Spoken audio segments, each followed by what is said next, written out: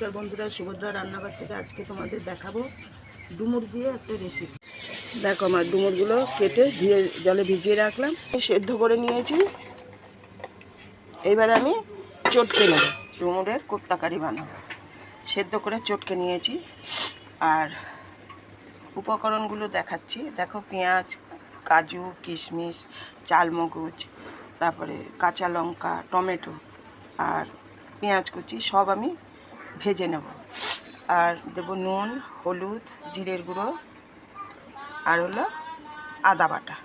দেখো ডুমুরগুলো তো আমি পেস্ট করে নিয়েছি। এর মধ্যে একটু আদা বাটা, একটু জিরের গুঁড়ো, দেখো কর্নফ্লাওয়ার, তারপরে একটু বেসন, একটু চিনি, একটু নুন দিয়ে আমি এবার এগুলোকে মেখে নেব।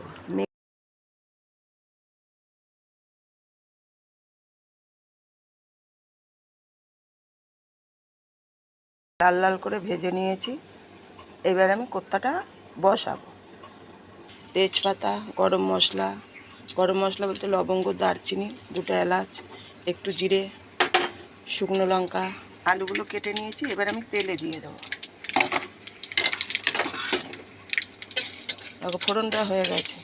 আমি এবার আলুগুলো দিয়ে দেবো। আলু আর পেঁয়াজ কুচি একসঙ্গে দেবো। পেঁয়াজ বেটেও নিয়েছি, আবার এগুলো একসঙ্গে দিয়েও দিচ্ছি।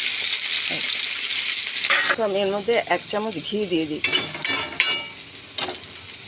ঘিটা দিলে টেস্টিটা ভালো হবে। এবার আমি মশলাটা জল দিয়ে গুলে দিয়ে দিচ্ছি। কাশ্মীরি লঙ্কার গুঁড়ো একটু দিয়েছি কালারের জন্য।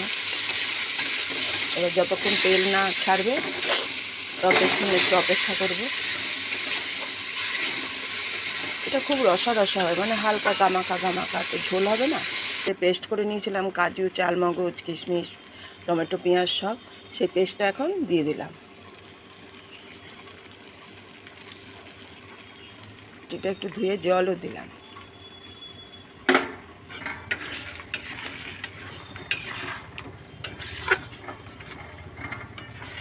এবার একটু কষে নেব।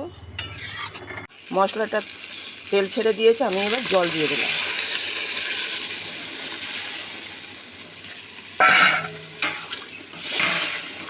দেখো আলুগুলো সেদ্ধ হয়ে গেছে।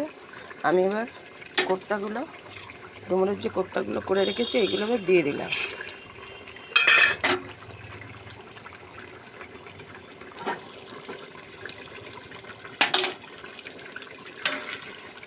আলুগুলো কেমন সব কষা।